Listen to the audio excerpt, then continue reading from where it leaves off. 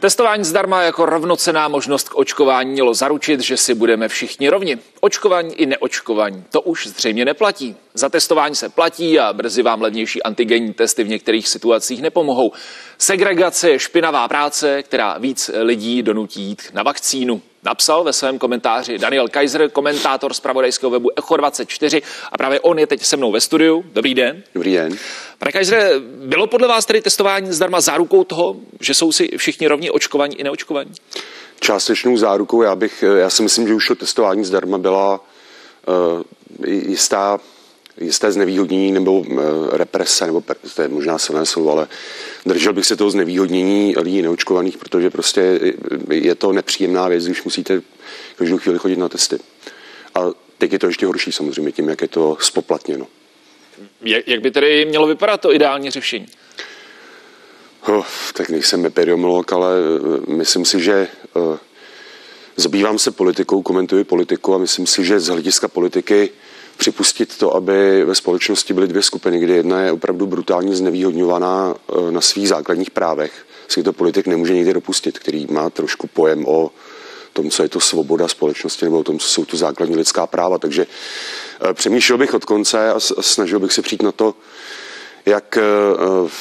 jak zrušit tady ten apartheid neočkovaných a současně teda dbát na to, aby ta vlna nákazy nebyla moc velká. Je tady nějaké opravdu objektivní řešení a podle vás tedy je to zásah do lidských práv? Je to brutální zásah do lidských práv. Za těch 30 let posledních jsme nic podobného ani náznakem nezažili. V každém případě počty mrtvých, počty hospitalizovaných určitě nelze opomenout. Epidemie tady s námi je. Jak z toho ven, aby byly spokojené obě dvě skupiny? Zase opakuju, nejsem odborník na léčbu covidu nebo na potlačování epidemií, ale slýcháme tady občas hlasy jiných odborníků, kterým se dnes říká alternativní a kteří na rozdíl třeba od České televize se na Primě občas i vyskytnou. A ti lidé často mluví o tom, že se tady brutálně ten rok a půl zanedbává včasná léčba. Že vlastně lidi, kteří jsou pozitivně testovaní na přítomnost koronaviru, tak si jim řekne, ať jsou doma, týden se dívají, jak se jim ten virus v těle vyvine a teprve potom je vozí do nemocnice. Takže tady by asi, věřím těm odborníkům, nebo rád bych popřál sluchu těm odborníkům, kteří říkají, že tady to by se mělo řešit zavčasu. Máme různé léky nebo monoklonální protilátky, které evidentně, říká to třeba ředitel největší nemocnice ve střední Evropě Motol, pan Ludvík, které, když se nasadí včas, tak jsou velmi úspěšné. A dalo by se asi pokračovat. Si myslím, že v takovéhle dost vážné situaci se musí prostě zkoušet všechno možné. A není to jedno geniální řešení, ale je to prostě kombinace několika řešení současně. Jak se stavíte k tomu, mluvíte právě o monoklonálních protilátkách. Jedna dávka pro pacienta stojí 30 000 korun. V porovnání s vakcínou jedna dávka přijde na 500 korun. Není to trošku nepoměr a nefér vůči těm očkovaným, protože ty peníze jdou ze společného balíku zdravotních pojišťoven? Tak když už mluvíte takhle účetnicky, tak bych právě se víc soustředil na tu včasnou léčbu, na to, že by možná ministerstvo zdravotnictví ten rok a půl dozadu už mohlo dávno daleko víc propagovat to, aby si lidi, kteří se cítí, že jsou v té rizikové skupině, aby dbali na dostatečnou hladinu vitamínu D, vitamin C, zinek a podobné věci. A to jsou věci, které nestojí vůbec nic. Víme taky, že byla řeč o několika lécích, které byly vyvinuty a používány v jiných situacích už v minulosti, a u kterých existuje hypotéza, že proti tomu covidu zase, když se včasně nasadí, tak docela pomáhají. Je to třeba Ivermectin. Já nevím, jestli je to opravdu tak zázračný účinný lék, ale když jsme viděli tu ohromnou propagandu proti Ivermectinu, která se tady jela od začátku, ještě se nemohlo vědět, jak to dopadne nebo nedopadne a zesměšňovalo se to, že to je nějaký odčervovač na koně, tak a nechávali se stranou takové věci, jako že už to dostali prostě 100 miliony, možná miliarda lidí. Ten lék předepsaný a víceméně se nikomu nic nestalo. Tak si říkám, čím to je, a ten Ivermectin je právě hrozně levný. Že? K tomu jste mi vydovedl tady tou poznámkou o tom, že monoklonální protilátky jsou drahé. Takže vám chybí ta komunikace a informovanost o těch alternativách? Jistě. V každém případě ty placené testy donutily některé lidi, aby si stoupli do fronty na vakcínu. Které lidi podle vás? Kdo teď stojí v těch frontách? Neviděl jsem to v poslední 2-3 dny, ale když jsem šel před týdnem, kdy to vlastně ten systém začínal platit, když jsem šel v Praze po hlavním nádraží, tak to bylo evidentní, že velká většina lidí, kteří tam tvořili tu frontu, byli lidé, kteří absolutně, nebo skoro absolutně tím virem nejsou ohroženi. Mladí lidé, většinou někdy puberťáci nebo teenageři, kteří to dělají evidentně jenom proto, aby se vyhnuli buzeraci. A to si myslím, že každý lékař v trochu normálních časech by vám řekl, že lékařsky nutit lidi, aby se očkovali jenom proto, aby prostě si usnadnili život, je hrozně neetické. To znamená, tato motivace k očkování podle vás nezacílila správně. Ti nejohroženější v těch frontách nestojí. No tak ani nemůžou. Nejohroženější jsou hodně staří lidé, často lidé v domovech důchodců, kterým teď pravděpodobně bohužel asi vyvanula ta účinnost první a druhé dávky a si myslím, že vláda by se měla zaměřit na ně, aby třeba se snažila přeočkovávat lidi na 65 nebo rizikové pacienty a ne honit vysokoškoláky, kteří by si jinak museli prostě každý den chodit na testy, aby mohli bydlet na koleji, tak honit do fronty teď, to se mi připadá, že úplně postavené na hlavu. Podle vás jsou nejohroženější ti, kteří už mají za sebou třeba 2 dávky a měli být na 3. Nejsou to ti, kteří ještě nemají ani 1 dávku? Já si myslím, že zatím ne snad ani studie, ale jakoby ta pozorovaná fakta z terénu ukazují, že zůstává pořád to, že ohrožení jsou lidé na 65, možná na 70, to nevím přesně. A pak lidé, kteří mají nějaké komorbidity a tečka, no. Další věc, povinné očkování. Mělo by být očkování povinné? No, já si myslím, že asi by mohlo být povinné u nějaké nemoci, která má daleko vyšší smrtnost než COVID. Jo, ale COVID, kde před 1,5 roku, že, když to začínalo v Číně, tak byl oficiální odhad, který přišel z Číny a který potom převzala Světová zdravotnická organizace. Tak tam byl odhad smrtnosti 3,4%. To se ukázalo, že tady ten odhad je ohromně nadsazený. Byť tím třeba ještě nedávno v rozhovoru se mnou se tady tím číslem oháněl nastupující ministr zdravotnictví Vlastimil Válek. Ale ta smrtnost v zemích, teď myslím v zemích s vyspělým zdravotnictvím, no v zemích západu, kam patříme i my, je evidentně hodně pod 1%. A myslím si, že když prostě ta smrtnost není řádově větší, tak se opravdu jakoby imperativem pro politiku vyhýbat se tomu, aby lidé, kteří tu vakcínu z nějakého důvodu nechtějí, tak aby prostě se necítili jako v apartheidu, protože myslím si, že vždycky bude 10, 15, 20% lidí v populaci, kteří se naočkovat nenechají. Možná ze špatných důvodů, ale to já teď neřeším. Ale politicky je to něco úplně otřesného. To znamená ten argument srovnávání... Politicky je úplně otřesné tyto lidi vlastně vylučovat z veřejného života, takhle jsem to myslel. To srovnávání, že je povinné očkování například proti záškrtu, tetanu, je tedy podle vás liché? Jde o úplně rozdílné nemoci s jinou smrtností, jak říkáte? No hlavně tady, pokud vím, tak když se vyvíjely vakcíny na tetanus, nebo teď mě spíš napadá dávivý kašel třeba, tak mezi vývojem vakcíny a masovým nasazením uplynula daleko větší doba. Já jsem se na to díval zrovna u toho černého kašle nebo u dávivého kašle, kdy první vakcína byla vyvinutá už v 30. letech a v Československu to bylo masově nasazené až na konci 50. let, čili tam ta doba mezi vývojem vakcíny a jejím masovým nasazením byla víc než 20 let a tady máme vakcínu, kterou v Americe vyvinuli asi je to dobrý vědecký výkon před rokem vlastně. A teď už jsme v situaci, kdy ten systém pomalu tlačí rodiče k tomu, aby očkovali i malé děti. A to mně teda přijde na to, že ta vakcína je pořád experimentální, tak jako nastavovat systém tak, aby to vnucoval mladým lidem a hlavně dětem, mně přijde úplně něco neuvěřitelného. A nepomohly v rychlosti toho nasazení právě ty zkušenosti, nabité už před těch několika desítek let?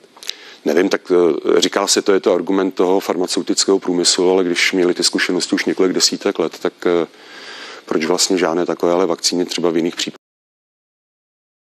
Vidíte brilantně. Okutej.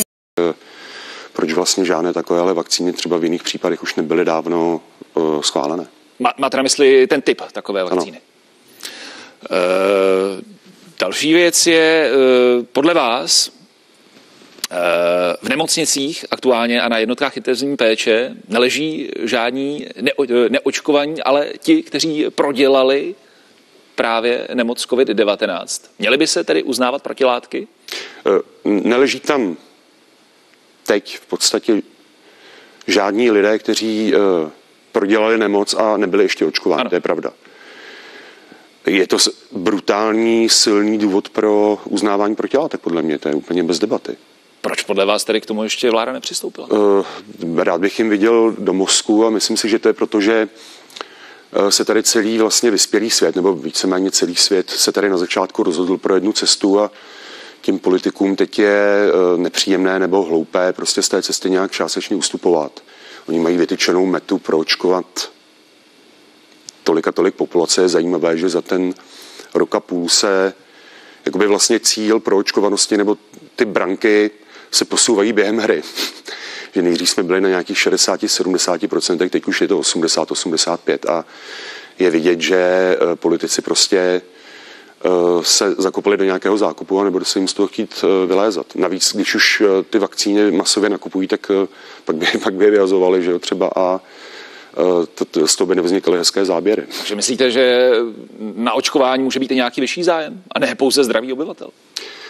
Tak myslím si, že tam určitě na tom mají zájem farmaceutické firmy, ale tím bych to nevyčítal. Firmy vždycky hledí na zisk a věřím tomu, že u těch politiků je opravdu řada z nich prostě má pocit, že kdyby teď nějak měnila kurz, takže by sama sebe vlastně usvědčila z nekompetence nebo nekompetentnosti před rokem a půl. Tady to je přece vzorec chování, který vidíme i v mnoha dalších tématech za posledních 10, 15, 20 let na západě. Krize eura nebo já nevím, prostě změna energetické politiky teda v Německu, kdy je evidentní, že ta politika, ty cíle té politiky, jak byly stanovené na začátku, se absolutně nedaří plnit nebo nepodařilo plnit. A ti politici dále jdou vytyčeným směrem, protože, jak říkám, se asi obávají ztráty prestiže. Vy jste v tom svém komentáři označil to vybízení k očkování k propagandě. Co vás k tomu vedlo? Těch důvodů je zase celá řada. Jednak je propaganda, kterou vidíme ve velkých médiích. To bychom asi ztráceli čas, ale teď mi napadá úplně z poslední doby jeden čerstvý příklad. Bylo reportování o veliké studii amerického CDC střediska pro kontrolu a prevenci nemocí, jestli teď říkám vzal správně ten název, kde právě tady ta americká instituce federální tvrdí, že lidé, kteří právě jsou teď v nemocnici a to očkování mají za sebou plné očkování, tak jsou na tom daleko lépe než lidé, kteří nejsou očkováni a mají protilátky. V české televizi, v českém rozhlase, možná i na Primě, ve spoustě velkých médií vyšla v podstatě identická zpráva, tedy o tom takové hlášení. Ta zpráva je zvláštní nebo divná v tom, že úplně radikálně vyvrací nebo radikálně se liší od předchozích studií z Izraele, z Kataru, ze Švédska, taky od právě pozorovaných čísel z České republiky, o kterých jsme se před chvílí bavili. A ta zpráva podle analýzy, kterou já jsem četl, je meteorologicky naprosto vadná. Ale to bych ještě si řekl, že v tom provozu třeba ti novináři nemají šanci nebo nemají kapacitu to postřehnout. Jo. Ale v té hlavní zprávě, která vycházela v českých médiích, byl také odkaz na jednoho takového jakoby disentujícího vědce ze Stanfordu, že ten vlastně také uznává, že tady ta americká zpráva je přesnější než ta izraelská. A když si rozkliknete ten odkaz, který tam nabízejí na text toho amerického vědce, to se jmenuje Martin Kulldorff, tak zjistíte hned v prvním odstavci, že ten vědec tam píše, že stejně mu přijde ta izraelská studie daleko spolehlivější. A vlastně už v prvním plánu se tedy zanáší do veřejného prostoru nesmysl nebo polopravdy. Ale hlavně bych tam asi mluvil o tom termínu pandemie neočkovaných, protože se ukazuje, že mezi hospitalizovanými byla 1/3 lidí, kteří už byli plně očkovaní s covidem a teď už se ten podíl těch plně očkovaných blíží v podstatě k polovině. A to je prostě jako jasné, že to žádná pandemie neočkovaných být nemůže, protože ten výraz pandemie neočkovaných nám sugeruje, že je tam prostě 95 nebo 100% neočkovaných a to není pravda. Když se podíváme do nedávné minulosti, opozice, která zřejmě brzy bude vládnout, kritizovala v podstatě každé zpřísnění proti koronavirových opatření. Myslíte si teď, když se role otočily, že opozice, která teď bude vládnout, bude postupovat jinak? Že ty opatření nebudou tak přísná? Já bych teda řekl, já jsem to viděl trošku jinak. Já myslím, že opozice malinko kritizovala, ne dostatečně z mého pohledu, ale trochu kritizovala tu drakonickou politiku v první vlně na jaře 2020. A vydrželo jí to tak do léta 2020, kdy si pamatujete, že v srpnu 2020, když tehdy ministr zdravotnictví Adam Vojtěch navrhoval znovu zavedení roušek do MHD a do uzavřených prostorů. A bylo to nepopulární, tak předseda ODS, ale ve shodě s premiérem Babišem to označil za nesmysl. A potom během té podzimní vlny, teda vlastně před rokem, kdy ta vlna byla brutální, tak Petr Fiala to revidoval, byť teda nikoliv jakoby explicitně. A vlastně od té doby ta směrodatná opozice jela vlastně úplně jakoby vládní linii v něčem ještě možná zavíračtější. Takže tady bych neřekl, že pakliže budou v té, já tomu říkám trošku lidově zavíračské politice pokračovat dál, tak to nebude úplně popřední toho, co dělali poslední rok, ale byť je teda pravda, že si člověk pamatuje někdy v září, visely po republice velké billboardy, kde bylo napsané už žádný lockdown. A teď to například tedy ministr zdravotnictví nechce úplně vyloučit, že nějaký lockdown ještě zavedou. Takže to bych pak považoval za věrolomnost, ale pokud budou nějak trvat na těch opatřeních, která vlastně zavádí odcházející vláda, tak mně to přijde nerozumné, ale přísně za to věrolomnost není. Aktuální covidovou situaci okomentoval Daniel Kaiser z webu Echo 24. Díky za to. Já děkuji za pozvání.